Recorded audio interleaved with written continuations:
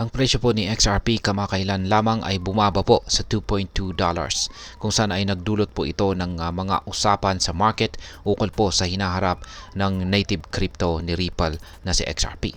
Bagamat tila may agam-agam ang ibang mga investors, nananatiling positibo pa rin ang pananaw ng mga eksperto sa pangmatagalang takbo ni XRP na maabot po ang presyong $3. Sa kabila po ng pagbaba, mahalagang maunawaan po natin ang mga key support levels na maaari pong pumigil sa patuloy na pagbaba ng presyo ni XRP. At ayan po ang siyang ating pag-uusapan sa video na ito, pero bago po tayo magpatuloy ay nais ko lamang po munang bigyang linaw ang aking disclaimer kung saan ang nilalaman po ng video na ito ay hindi po ito isang financial advice. For education and information purposes lamang po ang layunin nito. Ayan, bakit nga ba bumababa ang presyo ni XRP? Ang pagbaba po ng presyo ni XRP ay nag-ugat po ito mula sa mas malawak na pagbagsak ng crypto market. Ang mga investor po ay naging maingat sa kanilang galaw dahil sa patuloy na pressure sa market na nag-udyok sa pagbebenta ng malalaking volume ng XRP. Sa nakaraang 24 oras, ang presyo po nito ay bumaba sa $2.17 na nagpapakita po ng malakas na selling pressure. Bukod po rito, ang XRP Futures Open Interest ay bumaba ng 11% ayon po sa CoinGlass na isang indikasyon ng malamlam na sentiment sa market. Gayunpaman ay positibo pa rin po ang mga eksperto ukol sa hinaharap nito dahil sa mga positibong balita mula kay Ripple, tulad po ng launching ng RLUSD stablecoin na inaasahang magdadala ng mataas na liquidity sa XRP ledger. Ngayon ay ano po ang RLUSD at bakit po ito mahalaga? Ang RLUSD ay isa po itong bagong stablecoin na inilaunch ng Ripple. Ayon po sa mga eksperto, ang stablecoins tulad po ng RLUSD ang backbone ng crypto market dahil nagbibigay po ito ng liquidity sa market. Ito po ay mahalaga sapagkat ang liquidity ang siyang nagbibigay daan sa mabilis na palitan or exchange ng asset na hindi po masyadong naapektuhan ng volatility ng market. Sinabi po ni Ginoong BitBoy, isa po siyang kilalang crypto influencer, ng RLUSD ay magpapalakas ng billions of dollars na liquidity sa XRP ledger na maaari pong magtulak pataas sa presyo ng XRP sa hinaharap. Ang liquidity po na ito ay magbibigay ng mas mataas na kumpiyansa sa mga investors, lalo na't mas maraming transaction ang magiging posible sa pamamagitan po ni XRP.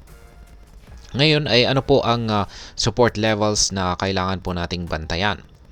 Yan, ang key support levels ay ang mga tiyak na presyo kung saan po maaring bumagal o tumigil ang pagbaba ng isang asset gaya po ni XRP.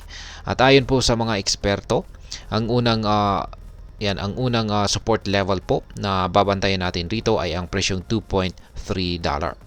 Yan, ang price level na ito ay critical. Kapag hindi po nalampasan ang support level na ito, maaari pong magpatuloy ang pagtaas na XRP patungong presyong $2.62 at saka $3.28. Yan, pangalawang support levels ay ang $2.17. Sinabi po ni Dark Defender na maaari pong bumaba sa XRP sa presyong $2.17 bago po ito muling mag-rally pataas. Posible ring maglaro ang presyo nito sa pagitan po ng $2.17 at $2.18 sa maikling panahon bago po umabot ito muli sa presyong $3. Gayunpaman ay may mga posibilidad din ng volatility o mas mabilis na pagbabago sa presyo. Sinabi po ni Ginoong Ali Martinez, isa na rin po siyang eksperto na kapag umabot po sa XRP sa presyong $2.62, maaari pong ma-liquidate ang $20.5 million na short positions na siyang magdadala ng karagdagang galaw sa market. Ngayon ay ano po ang maaring epekto nito para sa atin bilang mga Pinoy crypto trader o investor ni XRP? Yan, mahalaga pong pag-aralan natin ang mga key support levels at maghanda po tayo sa posibleng volatility ng presyo. Kaya meron po itong maaring ilang mga epekto para sa atin. Una ay ang pagkakataon po para sa long-term investing. Ang pagbaba po ng presyo ay maaring magbigay sa atin ng pagkakataon na bumili kay XRP Yan, bumili po ng XRP sa mas mababang halaga.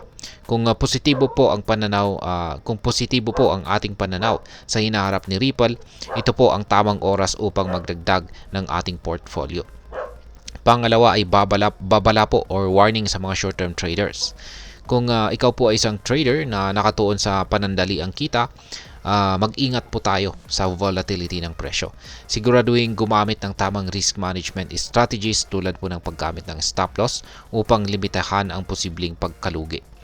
Pangatlo ay ang pag-unawa po sa technology ni Ripple. Ang mga bagong developments tulad po ng RLUSD ay nagpapakita po ito ng innovation ni Ripple na maaring magbigay ng malaking epekto sa presyo ni XRP sa hinaharap. Sa ganitong paraan, tayong mga Pinoy crypto traders ay maaari pong magkaroon ng mas matibay na kumpiyansa dito kay XRP. Ngayon ay ano po ang aking masasabi tungkol dito? Sa kabila po ng short-term pullback, nananatiling promising po itong si XRP dahil sa mga positibong developments sa ecosystem nito. Yan, sa Ripple ecosystem. Ang RLUSD at iba pang mga projects nito ay nagbibigay po ng malinaw na direksyon para sa mas mataas na liquidity at utility ni XRP. Para sa mga Pinoy investors, ang susi ay ang tamang edukasyon at disiplina sa pag-manage ng ating investment. Bagamat hindi natin kontrolado ang galaw ng market, magagawa po nating magtagumpay sa crypto trading o investing sa pamamagitan po ng maingat na pagsusuri, tamang timing at malalim na pag-unawa sa mga factors na nakakaapekto sa presyo. Sa XRP ay isa po sa mga crypto na dapat nating bantayan at ang kasalukuyang dip ay maaring maging oportunidad para sa atin para sa mga handang mag-risk ng tama. Kaya ayan, hanggang dito na lamang po tayo sa video na ito mga ka-crypto. Sana po ay inyong nagustuhan ang aking paliwanag sa video na ito. Kung inyo po itong nagustuhan, pag-click lamang po ang like button nito. Marami pong salamat sa panonood. Ingat po tayo lagi at God bless po sa ating lahat.